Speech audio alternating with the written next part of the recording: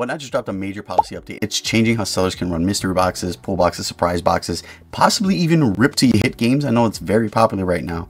So if you're selling on Whatnot, this update is going to impact you. Could rip till you hit be banned? Stick around, we'll find out. I'm going to give you my interpretation of this and some possible workarounds to keep your games going. All right, so here's what's changing with the Whatnot surprise box policy. No more prize or random high value cards. You can see right here, all items got to be described in advance. Sellers can no longer include hidden items or chases in their mystery or surprise boxes. No physical randomization. No vending machines, no claw machines, no physical wheel spins, anything like that. You have to have mandatory full disclosure. So every mystery or surprise product must have a detailed checklist of included items, everything like that. This is a blog post on my website here. You guys can go check it out. There's also a direct link to their policy update that's going to take place on March 10th. So we also can't mix categories anymore. So for example, if you're having a pull box and you have, Pokemon cards in there and you're going to run a Funko Pop, I've done that before. It's been in there. I also offer a replacement for Funko Pops just in case people don't collect them, because not everybody does. But that is something that I can no longer do anymore. I have to keep it all to the same category, at least within that purchase. So if you sell mystery boxes or pull boxes, you must provide a full breakdown of potential hits. So for example, everything, obviously for transparency, we have to keep the transparency. This shouldn't change. The pull box and packs, everything, whatever's in there has to be visible at all times. That's always been the thing there, but they did mention that in there. So they want to know that you are selecting from a limited number of packs. For example, my pull box earlier today had 50 packs in it. You could win a pack that will then give you another 2-3 packs. However, I have to specifically put these things in my show notes. I have the example of my show notes that I used today. I think it's in compliance. I'm going to continue to do this until Whatnot tells me otherwise, because I think I am adjusting to make sure I'm in compliance. I have a full breakdown. This is my example. And they basically just want to know, like, okay, if you got 50 pulls, they want to know how many contain a bonus pack, what each pack is, and that make sure there's no additional prizes or randomization after the checkout, especially if it's a surprise, right? So if you check out and you're like, okay, you get a pull and a pack, I think that's fine because you're guaranteed at least a pull from the pull box and a pack.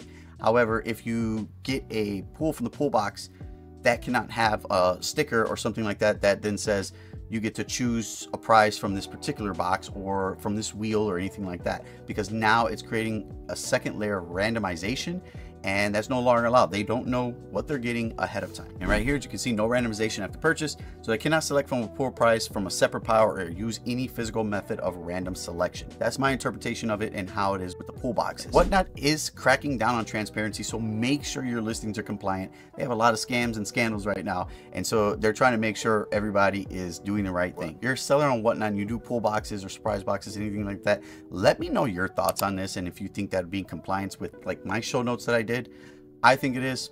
We'll find out. This is where it gets tricky. Does Rip Till You Hit violate this policy, this new policy that, again, March 10th will be in effect? I think it does. Here's why. You have randomization after purchase, right? So the number of packs, it's not predetermined. Some people provide a minimum. I think that's the best way to do Rip Till You Hit. There's an illustration rare. Let's say, for example, you buy Rip Till You Hit, a illustration rare or higher with a 6-pack minimum. Something like that, right? I think that's great. However, it provides it provides a security, right, for your buyers to be like, okay, I'm at least going to get 6 packs here. But that's not good enough for Whatnot. They want the buyers to know exactly what they're getting. So the fact that they can get 20, 30, 40 packs, it's still not a predetermined set amount of packs. It's uncertain value exchange for your purchase. Again, you can meet the minimum requirements, which most buyers seem to be happy with as long as you're up on the up and up. But it, again, leaves a lot of mystery and a lot of gray area around what you could potentially get. And so they don't want that. They want to make sure there's no misinterpretation of what buyers are getting. So there's full transparency. You cannot have a second layer of rewards or prizes or anything like that, whether it's Rip Till You Hit, pull boxes, or whatever. Here it's just saying that you know, the game, these are my words, but the game introduces a second layer reward decision making beyond the initial purchase, which is what I interpreted from the policy. Again, the policy is linked down. It's on my website. You can link to it, go check it out, or just go to Whatnot and check it out. Does this mean Rip Till You Hit is dead on Whatnot? I'm not sure, but this is my workaround on how I think you could stay compliant. First, you want to set the minimum and maximum number of packs. You might have to revisit your pricing strategy here. If you're doing Rip Till You Hit right, or at least the way I think it to be done right, calculate the odds of, you know, how likely it is to get whatever, an SIR out of a pack. You account for some room there, you average out the prices, etc., etc. You do the math, you math the math, and you figure out, okay, I'm going to charge this much for the rip till you hit because it's whatever, right? So if you know there's a potential somebody can get like 15, 20, 30, 40 packs, whatever it is that is beyond that, it's normal, it happens. But adding the maximum could protect you from that. So it's not all a bad thing. However, you will get, I feel like if you're charging the same prices, buyers are not going to be happy with that because they know maximum they can only get $12. So I've seen rip till you hits for like SIRs and sets that are hard to hit go for, you know, over $100. But if I charge $100 for somebody and they can only get a 12 pack maximum, I don't think they're going to be too happy. So again, take a look at your pricing structure if you're planning on implementing this to try to get a workaround. Also, I'm not a Whatnot representative. I don't work for them. I have no affiliation. This is my interpretation. If you're not sure or you're worried about this, feel free to reach out to them. You have about a month or so. You almost have a month to get this correct and set your streams up before March 10th. Again, full disclosure, if you put in the show notes, I think you want to cover your ass. CYA, you want to cover your ass here, right?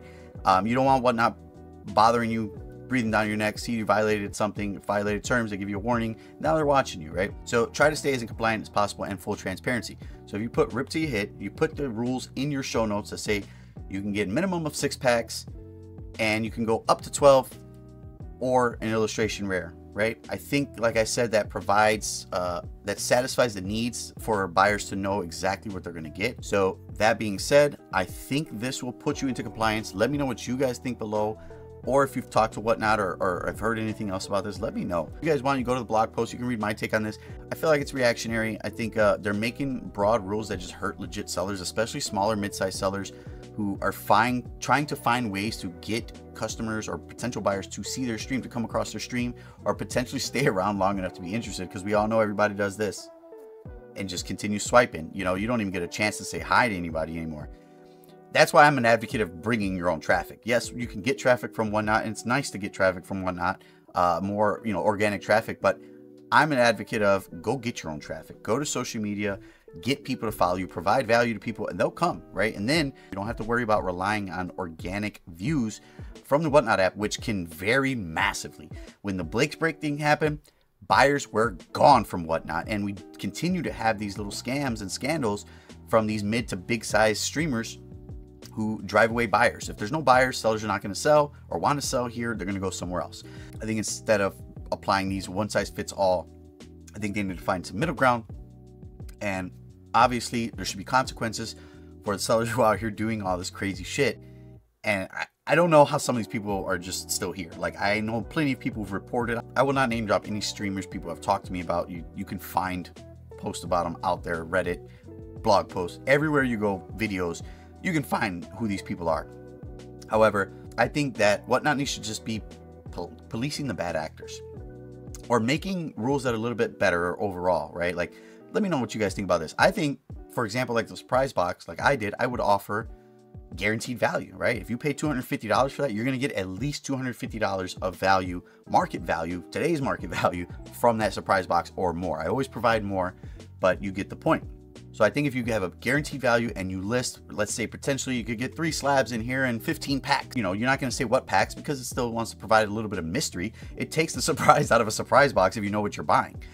Build your own is still fine as long as you know what you're going to get at the time of purchase. So just let me know what you guys think. Does this policy help buyers? Does it drive buyers away? Does it help sellers? Does it make it harder for sellers to grow and build their own audience and their own business on Whatnot? I want to know what you guys think.